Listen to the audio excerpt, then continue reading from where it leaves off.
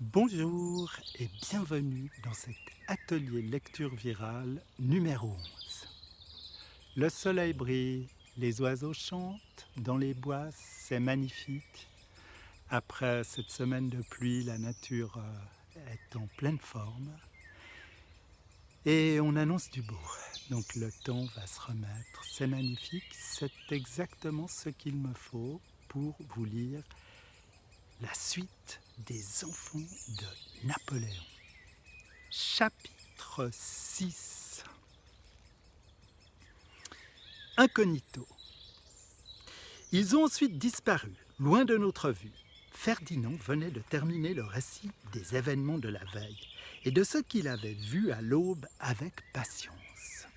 Mais rien ne nous indique qu'ils sont une menace, ajouta Napoléon. Non, mais le colonel Picard pense qu'il pourrait s'agir des 3 voyageurs qui ont disparu après avoir remis la bourse aux faux soldats Zufre.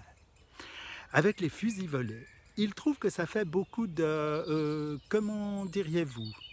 Coïncidence, soldat, compléta Napoléon. Bien, je vais me fier au flair de cet excellent Picard. Ferdinand se redressa tout fier que le général Bonaparte l'ait appelé soldat.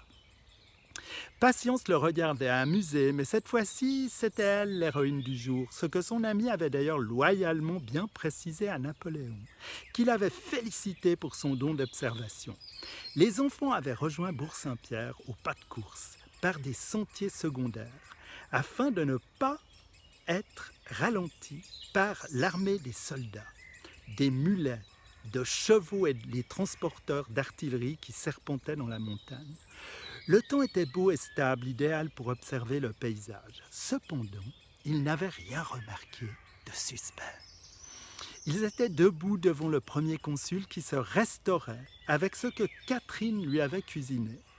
Un gigot d'agneau aux myrtilles arrosé du meilleur vin des coteaux de Martigny.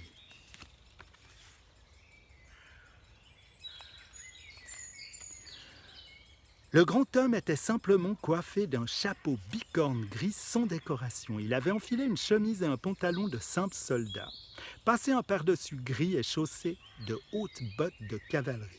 Selon les ordres de Picard, les enfants avaient informé le général devant 2 officiers. Ainsi, il pourrait observer les réactions de ces derniers. Jusqu'ici, Patience, qui les avait dévisagés durant le récit de Ferdinand, n'avait rien relevé d'anormal. Selon moi, il ne peut s'agir que de déserteurs, lança Schmitt. Et croyez-moi, ils vont vite quitter la vallée. C'est une possibilité, commenta De Villa, mais on ne peut prendre aucun risque. Je propose que les enfants se séparent et, escortés de quelques hussards, patrouillent chacun d'un côté de la vallée pour débusquer la moindre menace. Catherine, qui se tenait jusqu'ici en retrait avec Joseph, prit ce dernier à part.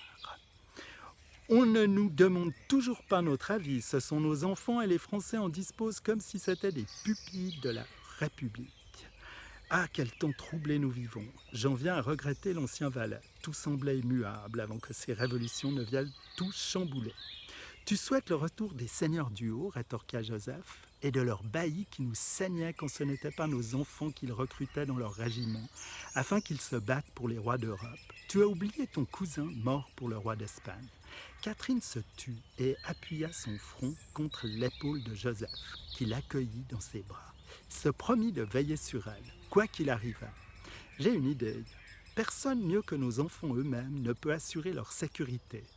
Tu verras. Leur donner à chacun un fusil, à des enfants, le chanoine Murit avait réagi le premier à la proposition de Joseph. Avec Catherine, ce dernier était d'accord pour envoyer patrouiller les enfants avec les hussards, mais comme tous deux étaient bons tireurs, l'accompagnant souvent à la chasse en montagne, il était hors de question de les laisser désarmés face à de possibles tueurs. Pour toute réponse, Joseph demanda au petit groupe de sortir de l'auberge. Surpris, Napoléon jeta un coup d'œil à Picard, qui acquiesça de la tête, l'invitant à suivre le chef muletier. Tous se retrouvèrent sur la place devant l'auberge. Joseph tira 2 fusils des fontes d'un mulet, un paquet de balles, une poire à poudre, de l'étoupe et chargea les fusils. Il tendit le premier à son fils, l'autre à Patience. Vous voyez le Grand Mélèze, à 30 aunes à l'ouest d'ici? À 40 mètres, tu veux dire, lança Ferdinand, fier de l'initiative de son père. 40 mètres si tu veux, fils. Vous allez chacun loger une barge dans l'un des nœuds qui forment le dessin de 2 yeux. Compris? Les enfants, chacun avec une arme chargée, posèrent un genou au sol. Une fois en position, Joseph attendit qu'il lui fasse un signe de tête, puis cria « Feu !» La détonation résonna dans la montagne, faisant hennir mulets et chevaux, alors qu'hommes et femmes accouraient.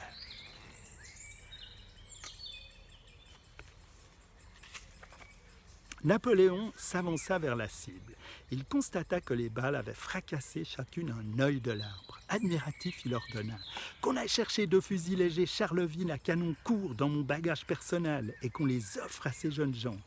Je me sentirais plus en sécurité avec de tels gardes du corps. » Les enfants remercièrent chaleureusement le premier consul et embrassèrent leurs parents lorsqu'une voix jeune et familière apostropha Joseph. « Alors, mon oncle, c'est quoi ce raffut qui fait trembler la montagne ?»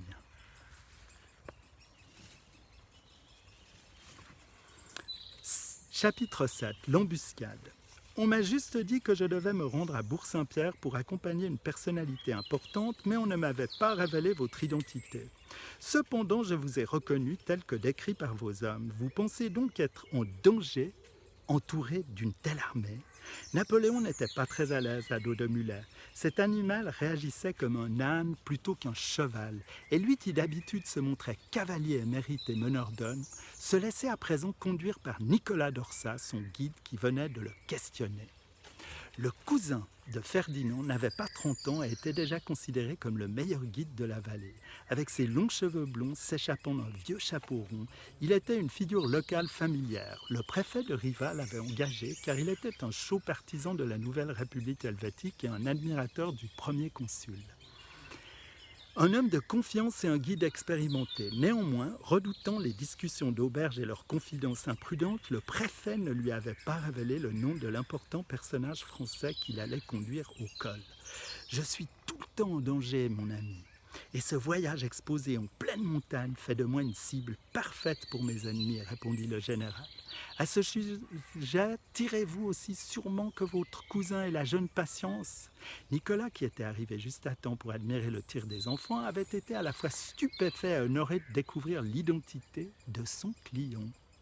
Et maintenant, après 2 heures de montée en direction de l'hospice, il mesurait la stature du personnage, attentif à la discussion, mais aussi le plus souvent le regard perdu sur la ligne de crête des Alpes qui le séparait du prochain théâtre de son incroyable destin, l'Italie.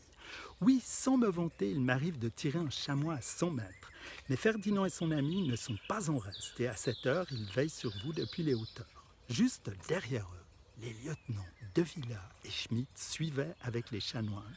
Les 2 hommes d'église, bâton en main, marchaient sur un chemin dont ils connaissaient chaque pierre, leurs chaussures à semelles cloutées accrochant bien le terrain.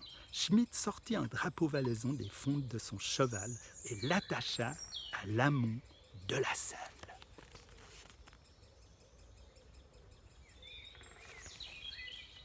De Villa le regarda faire étonné. « C'est une petite ruse, lui expliqua son compagnon. Un leurre pour faire croire que nous sommes un groupe de chanoines et d'officiers du régiment valaisan. » Leur dialogue fut interrompu par le cri de Nicolas. Le mulet de Napoléon venait de déraper, manquant de faire tomber son cavalier dans la pente. Le guide, grâce à son expérience, avait rétabli la situation d'une bonne traction sur les rênes, accompagnée d'un ordre sec. Pendant l'incident, le premier consul n'avait montré ni peur ni panique. « Merci, monsieur Dorsal, lança-t-il, le danger ne vient pas toujours des hommes. » C'est alors que, comme pour infirmer ses paroles, une salve de coups de feu résonna dans la montagne. « Continuez le feu, il ne faut pas qu'il s'échappe. Maximilien, Guillaume, à moi, allons mettre le premier consul à couvert. » Picard venait de hurler ses ordres sous le feu nourri venant des hauteurs. Quelques minutes plus tôt, Patience avait remarqué un scintillement métallique dans la montagne. Il provenait d'un amas de gros rochers. Ils avaient laissé les hussards garder leur position au-dessus du chemin et fait un large détour, fusil chargé en main, accompagné par Horace aux aguets. Là avait lancé Ferdinand en apercevant 2 hommes en position de tir qui visaient le groupe de Napoléon. Alors que le 3e observait avec une longue vue le voyageur à la bourse. « On fait quoi ?» avait demandé la jeune fille. Pour toute réponse, Ferdinand s'était couché sur un rocher plat et avait armé le chien de son arme. Le coup partit, fracassant le verre de la lunette du voyageur. Les deux tireurs avaient tourné la tête dans la direction des enfants, prêts à riposter. Ce fut alors que les hussards embusqués avaient déclenché un tir nourri de leurs pistolets tout en progressant en direction des tireurs, s'abritant de rocher en rocher. Une fois les ordres de Picard donnés, les tirs redoublèrent. Patience et Ferdinand n'étant pas en reste depuis leur position surplombante. Au moment où le colonel et ses deux hommes rejoignaient leur général, un tir ennemi frôla le mulet qui se cabra. Manquant de projeter son cavalier dans le vide, Nicolas parvint à le calmer alors que De Villa faisait rempart de son corps contre les tirs qui s'intensifiaient, les balles ricochant dangereusement sur les rochers alentours. On dirait que l'un de vous deux a fait mouche, commenta Picard en retournant le corps inerte de celui qu'ils appelaient le voyageur. Ces deux acolytes, voyant leur compagnon s'effondrer, fauché par une balle dans la cuisse qui avait touché son artère fémorale, s'étaient enfuis en direction du col des Chevaux. Les hussards avaient tenté de les poursuivre sans succès, guidés par Horace, essuyant même des tirs qui avaient blessé un officier. « Oui, mais on ne voulait pas le tuer », répondit Patience, chagrinée par la vision de l'ennemi à terre. « On voulait seulement le blesser pour qu'il parle. »« C'est la guerre, petite. Il ne parlera pas, mais son corps nous en apprendra peut-être davantage, » répondit le colonel en ôtant la veste du mort.